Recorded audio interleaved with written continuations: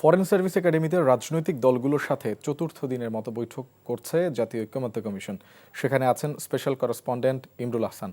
ইমরুল, বৈঠক নিয়ে আপনার কাছে কি তথ্য আছে? আজ কোন কোন দল অংশ নিয়েছে সবশেষ জানাবেন আমাদের। সুবন, প্রায় ৩০টি দল অংশ নিয়েছে আজকের বৈঠকে। বিএনপির স্থায়ী কমিটির সদস্য সালাউদ্দিন আহমেদের নেতৃত্বে বিএনপি এখানে অংশ নিয়েছে, যদিও উনি ঠিক ২০ মিনিট আগে এখানে যোগ দিয়েছেন। বৈঠকটি শুরু হয়েছে 11:15টায়। জামায়াতের নায়েবে আমির আবদুল্লাহ মোহাম্মদ তাহের উনিও এসেছেন কিছুক্ষণ আগে। তো আজকে যে মূল বিষয়টি নিয়ে মূলত আলোচনা হচ্ছে, শুরুতেই যে আলোচনার প্রসঙ্গটি অবতারণা করা হয়েছে সেটি হচ্ছে প্রধানমন্ত্রীর মেয়াদ কতদিন হবে সেই বিষয়টি নিয়ে। সর্বোচ্চ 2 মেয়াদ এরকম একটি প্রস্তাবনা ছিল ঐকমত্য কমিশনের তরফ থেকে, সেই বিষয়টি নিয়ে আলোচনা হচ্ছে। তো একেবারে বৈঠকের শুরুতে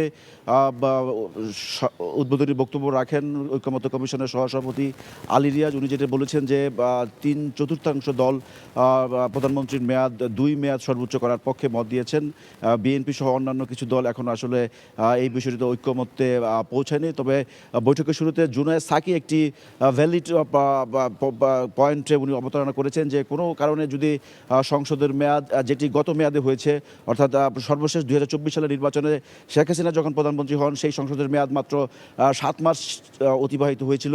এরকম প্রেক্ষিতে যদি কোনো কারণে 5 বছর বা 1 বছর বা 2 বছর সময় সংসদ ভেঙে যায়, সেক্ষেত্রে প্রধানমন্ত্রীর মেয়াদও শেষ হয়ে যাবে। সেই ক্ষেত্রে প্রধানমন্ত্রীর মেয়াদ কতদিন হতে পারে, সেক্ষেত্রে 2 বার হবে কিনা, তার চেয়ে বেশি হবে, সেই বিষয়টি ঐকমত্য কমিশনের তরফ থেকে বলা হয়েছে যে আলোচনার মাধ্যমে সেটি নির্ধারণ করা হবে।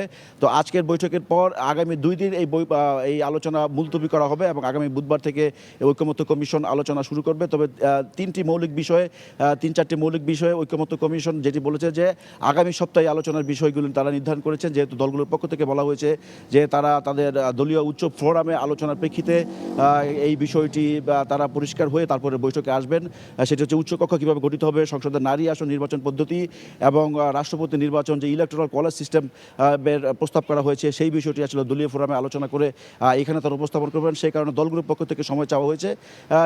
সেই কারণে ঐকমত্য কমিশনের তরফ থেকে বলা হয়েছে যে এই 3টে বিষয় আগামী সপ্তাহে আলোচনার বিষয়তে আলোচ্য হিসেবে রেখেছেন। তো ঐকমত্য কমিশনের এই বৈঠক শুরু হওয়ার আগে আলী রিয়াজ যে বক্তব্য দিয়েছেন, তিনি রাজনৈতিক দলগুলোর প্রতি আহ্বান জানিয়েছেন যাতে দলগুলো তাদের নিজ নিজ অবস্থান থেকে কিছুটা ছাড় দিয়ে ঐকমত্যে পৌঁছাতে পারে, সেই বিষয়টির প্রতি উনি জোর দিয়েছেন এবং বলেছেন যে আগামী জুলাই মাসের মধ্যে তারা জুলাই সনদ ঘোষণা করবেন।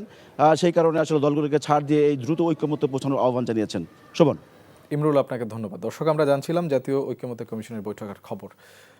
বান্ডেল থাকলে প্রতি সেনমানিতে টাকা বাঁচবে। বিকাশ সেনমানি বান্ডেল কিনে জিতুন প্রতি লেনদেনে।